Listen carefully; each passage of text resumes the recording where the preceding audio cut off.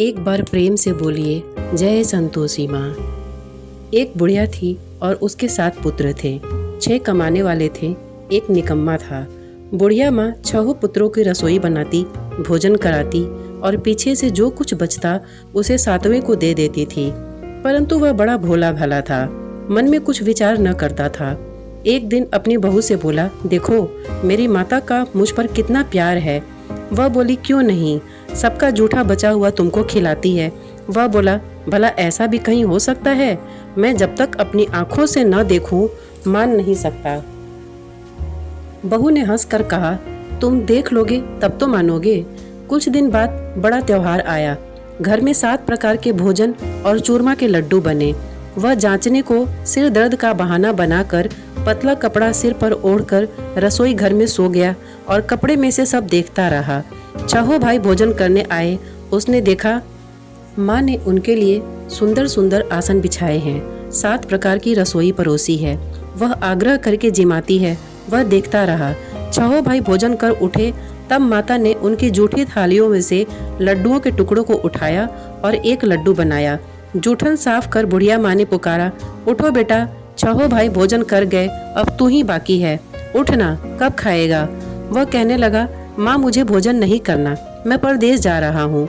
माता ने कहा, कल जाता हो तो आज ही जा। वह बोला, हाँ हाँ आज ही जा रहा हूँ। यह कहकर वह घर से निकल गया। चलते समय बहू की याद आई। वह गौशाला में कंडे थाप रही थी। वहीं जाकर उससे बोला, हम जावे परदेश को आवेंगे कुछ काल, तुम रहियो संतोष से धर्म आपनो पाल।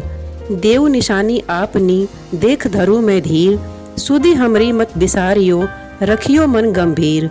वह बोला, मेरे पास तो कुछ नहीं है, यह अंगूठी है सो ले और अपनी कुछ निशानी मुझे दे। वह बोली, मेरे पास क्या है, यह गोबर भरा हाथ है। यह कहकर उसकी पीठ में गोबर के हाथ की थाप मार दी। वह चल दिया। चलते चलते दूर देश में पहुंचा। वहां पर एक साहूकार की दुकान थी। वहां जाकर कहने लगा, भाई मुझे नौकरी पर रख लो। साहूकार को जरूरत थी, बोला रह जा। लड़के ने पूछा, तनख्वाह क्या दोगे? साहूकार ने कहा, काम देखकर दाम मिलेंगे। साहूकार की नौकरी मिली। वह सवेरे 7 से रात 10 बजे तक नौकरी बजाने लगा। कुछ दिनों में दुकान का सारा लेन देन, हिसाब किताब, ग्राहकों को माल बेचना, सारा काम करने लगा। साहूकार के 7-8 नौकर थे। वे सब चक्कर खाने लगे कि यह तो बहुत होशियार बन गया है। सेठ ने भी काम देखा और 3 महीने में उसे आधे मुनाफे का साझेदार बना दिया। वह 12 वर्ष में ही नामी सेठ बन गया और मालिक सारा कारोबार उस पर छोड़कर बाहर चला गया। अब बहू पर क्या बीती सो सुनो। सास ससुर उसे दुख देने लगे। सारी गृहस्थी का काम करके उसे लकड़ी लेने जंगल में भेजते। इस बीच घर की रोटियों के आटे में से जो भूसी निकलती उसकी रोटी बनाकर रख दी जाती और फूटे नारियल के नरेले में पानी। इस तरह दिन बीतते रहे। एक दिन वह लकड़ी लेने जा रही थी कि रास्ते में बहुत सी स्त्रियां माता का व्रत करती दिखाई दी। वह वहां खड़ी होकर कथा सुनकर बोली, बहनों, यह तुम किस देवता का व्रत करती हो और इसके करने से क्या फल मिलता है? इस व्रत के करने की क्या विधि है? यदि तुम अपने इस व्रत का विधान मुझे समझा सको तो तुम्हारा बड़ा एहसान मानूंगी। तब उनमें से एक स्त्री बोली, सुनो, यह संतोषी माता का व्रत है।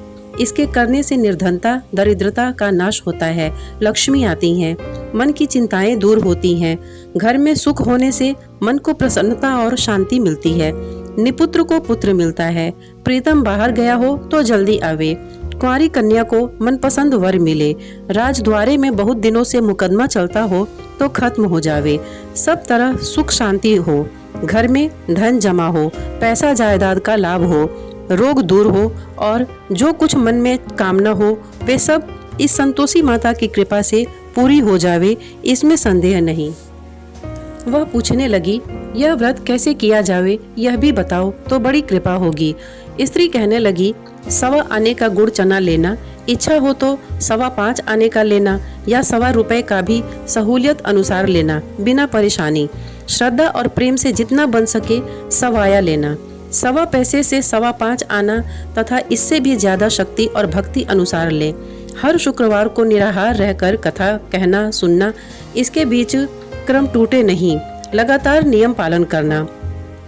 सुनने वाला कोई न मिले तो घी का दीपक जला उसके आगे जल के पात्र को रखकर कथा कहना, परंतु नियम न टूटे। जब तक कार्य सिद्ध न हो नियम पालन करना और कार्य सिद्ध हो जाने पर व्रत का उद्यापन करना। 3 मास में माता फल पूरा करती हैं। यदि किसी के खोटे ग्रह हो तो भी माता वर्ष में अवश्य कार्य को सिद्ध करती हैं। कार्य सिद्ध होने पर ही उद्यापन करना चाहिए, बीच में नहीं। उद्यापन में 2.5 सेर आटा का खाजा, इसी परिमाण से खीर तथा चने का साग करना। 8 लड़कों को भोजन कराना।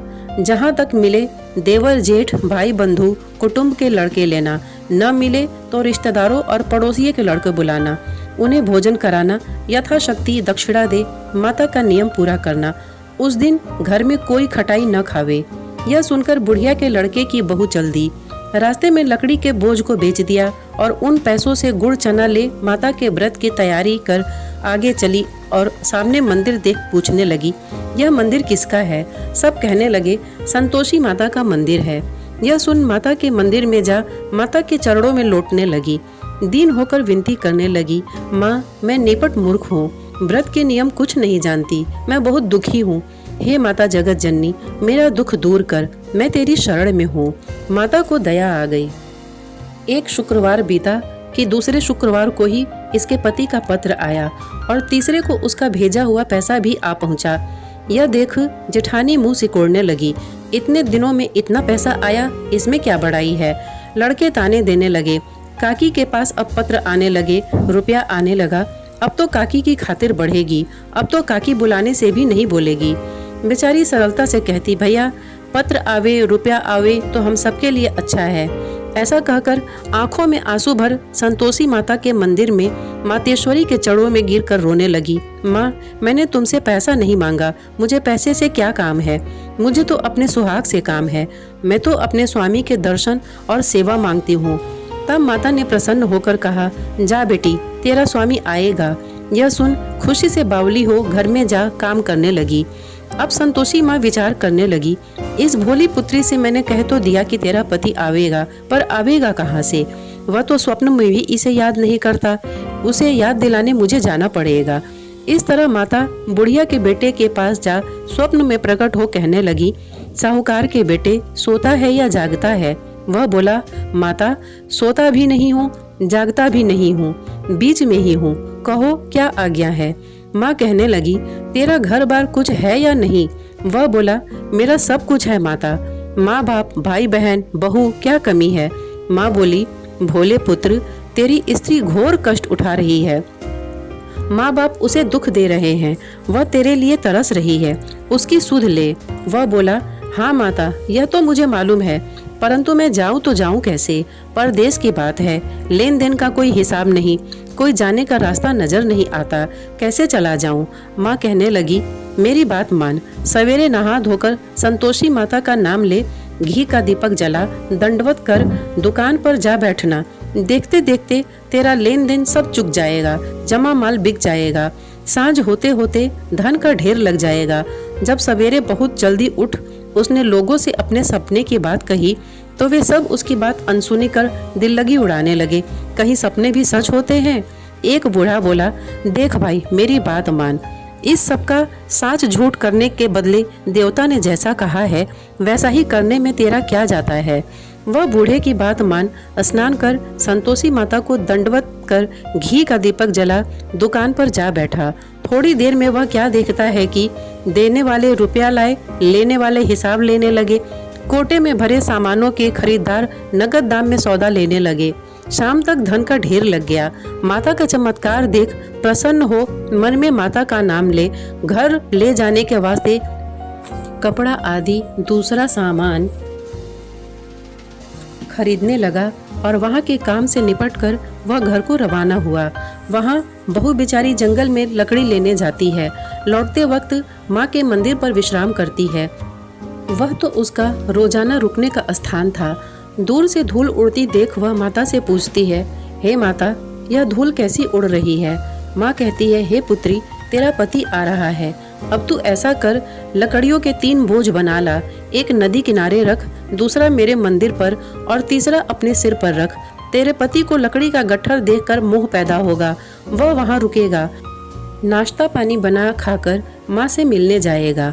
तब तू लकड़ियों का बोझ उठाकर घर जाना और बीच चौक में गट्ठा डालकर 3 आवाजें जोर से लगाना, लो सासू जी लकड़ियों का गट्ठा लो, भूसी की रोटी दो और नारियल के नरेले में पानी दो, आज कौन मेहमान आया है। माँ की बात सुन बहू, बहुत अच्छा माता कहकर प्रसन्न हो लकड़ियों के 3 गट्ठे ले आई। एक नदी तट पर, एक माता के मंदिर पर रखा। इतने में ही एक मुसाफिर आ पहुंचा। सूखी लकड़ी देख उसकी इच्छा हुई कि अब यही विश्राम करे और भोजन बना खाकर गांव जाए। इस प्रकार भोजन बना विश्राम ले वह गांव को गया, सबसे प्रेम से मिला। उसी समय बहू सिर पर लकड़ी का गट्ठा लिए आती है।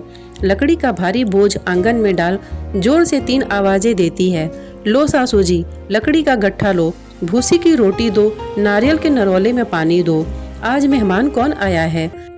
यह सुनकर उसकी सास आती है और अपने दिए हुए कष्टों को भुलाने हेतु कहती है, बहू ऐसा क्यों कहती है, तेरा मालिक ही तो आया है, आ बैठ, मीठा भात खा, भोजन कर, कपड़े गहने पहन। इतने में आवाज सुनकर उसका स्वामी बाहर आता है और अंगूठी देख व्याकुल हो माँ से पूछता है, माँ यह कौन है। माँ कहती है, बेटा यह तेरी बहू है, आज 12 वर्ष हो गए, तू जब से गया है तब से सारे गांव में जानवर की तरह भटकती फिरती है, कामकाज घर का कुछ करती नहीं, 4 समय आकर खा जाती है। अब तुझे देखकर भूसी की रोटी और नारियल के नरेले में पानी मांगती है। वह लज्जित हो बोला, ठीक है माँ, मैंने इसे भी देखा है और तुम्हें भी देखा है, अब मुझे दूसरे घर की ताली दो, उसमें रहूंगा। तब माँ बोली, ठीक है बेटा, जैसी तेरी मर्जी, कहकर ताली का गुच्छा पटक दिया। उसने ताली ले दूसरे कमरे में जो तीसरे मंजिल के ऊपर था खोलकर सारा सामान सजाया। एक दिन में ही वहाँ राजा के महल के जैसा ठाट बाट बन गया। अब क्या था, वे दोनों सुखपूर्वक रहने लगे। इतने में अगला शुक्रवार आया। बहू ने अपने पति से कहा कि मुझे माता का उद्यापन करना है। पति बोला, बहुत अच्छा, खुशी से करो। वह तुरंत ही उद्यापन की तैयारी करने लगी। जेठ के लड़कों को भोजन के लिए कहने गई। उसने मंजूर किया, परंतु पीछे जेठानी अपने बच्चों को सिखाती है, देखो रे, भोजन के समय सब लोग खटाई मांगना, जिससे उसका उद्यापन पूरा न हो। लड़के जिमने आए, खीर भर पेट कर खाई, परंतु याद आते ही कहने लगे, हमें कुछ खटाई दो, खीर खाना हमें नहीं भाता, देखकर अरुचि होने लगती है। बहू कहने लगी, खटाई किसी को नहीं दी जाएगी, यह तो संतोषी माता का प्रसाद है। लड़के उठ खड़े हुए, बोले, पैसा लाओ। भोली बहू कुछ जानती नहीं थी, सो उन्हें पैसे दे दिए। लड़के उसी समय जा करके इमली लाकर खाने लगे। यह देखकर बहू पर माता जी ने कोप किया। राजा के दूत उसके पति को पकड़कर ले गए। जेठ जेठानी मनमाने खोटे वचन कहने लगे। लूट लूट कर धन इकट्ठा कर लाया था, सो राजा के दूत पकड़कर ले गए। अब सब मालूम पड़ जाएगा जब जेल की हवा खाएगा। बहू से यह वचन सहन नहीं हुए। रोती रोती माता के मंदिर गई। हे माता, तुमने यह क्या किया, हंसाकर अब क्यों रुलाने लगी। माता बोली, पुत्री, तूने उद्यापन करके मेरा व्रत भंग किया है। इतनी जल्दी सब बातें भुला दी। वह कहने लगी, माता, भूली तो नहीं हूँ, न कुछ अपराध किया है, मुझे तो लड़कों ने भूल में डाल दिया, मैंने भूल से उन्हें पैसे दे दिए, मुझे क्षमा करो माँ। माँ बोली, ऐसी भी कहीं भूल होती है। वह बोली, माँ मुझे माफ कर दो, मैं फिर तुम्हारा उद्यापन करूंगी। माँ बोली, अब भूल मत जाना। वह बोली, अब भूल न होगी माँ, अब बतलाओ वो कैसे आएंगे। माँ बोली, जा पुत्री, तेरा पति तुझे रास्ते में ही आता मिलेगा। वह घर को चली। राह में पति आता मिला। उसने पूछा, तुम कहाँ गए थे। तब वह कहने लगा, इतना धन कमाया है, उसका टैक्स राजा ने मांगा था, वह भरने गया था। वह प्रसन्न हो बोली, भला हुआ, अब घर चलो। कुछ दिन बाद फिर शुक्रवार आया। वह बोली, मुझे माता का उद्यापन करना है। पति ने कहा, करो। वह फिर जेठ के लड़कों से भोजन को कहने गई। जेठानी ने तो 1-2 बातें सुनाई और लड़कों को सिखा दिया कि तुम पहले ही खटाई मांगना। लड़के कहने लगे, हमें खीर खाना नहीं भाता, जी बिगड़ता है, कुछ खटाई खाने को देना। वह बोली, खटाई खाने को नहीं मिलेगी, आना हो तो आओ। वह ब्राह्मणों के लड़के लाकर भोजन कराने लगी। यथाशक्ति दक्षिणा की जगह पर एक फल उन्हें दिया। इससे संतोषी माता प्रसन्न हुई। माता की कृपा होते ही 9वें मास उसको चंद्रमा के समान पुत्र प्राप्त हुआ। पुत्र को लेकर प्रतिदिन माताजी के मंदिर जाने लगी। माँ ने सोचा कि यह रोज आती है, आज क्यों न मैं इसके घर चलूं, इसका आसरा देखूं तो सही। यह विचार कर माता ने भयानक रूप बनाया। गुड़ और चने से सना मुख, ऊपर से सूंड के समान होठ, उस पर मक्खियां भिनभिना रही हैं। दहलीज में पांव रखते ही उसकी सास चिल्लाई, देखो रे, कोई चुड़ैल डाकिन चली आ रही है, लड़कों इसे भगाओ नहीं तो किसी को खा जाएगी। लड़के डरने लगे और चिल्लाकर खिड़की बंद करने लगे।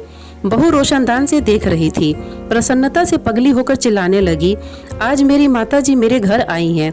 यह कहकर बच्चे को दूध पिलाने से हटाती है। इतने में सास का क्रोध फूट पड़ा। बोली, इसे देखकर कैसी उतावली हुई है जो बच्चे को पटक दिया। इतने में माँ के प्रताप से जहाँ देखो वहीं लड़के ही लड़के नजर आने लगे। वह बोली, माँ जी, मैं जिनका व्रत करती हूँ यह वही संतोषी माता है। इतना कहकर झट से सारे घर के किवाड़ खोल देती है। सबने माता के चरण पकड़ लिए और विनती कर कहने लगे, हे माता, हम मूर्ख हैं, हम अज्ञानी हैं, पापी हैं। तुम्हारे व्रत की विधि हम नहीं जानते। तुम्हारा व्रत भंग कर हमने बहुत बड़ा अपराध किया है। हे माता, आप हमारा अपराध क्षमा करो। इस प्रकार माता प्रसन्न हुई। माता ने बहू को जैसा फल दिया वैसा सबको दे, जो पढ़े उसका मनोरथ पूर्ण हो।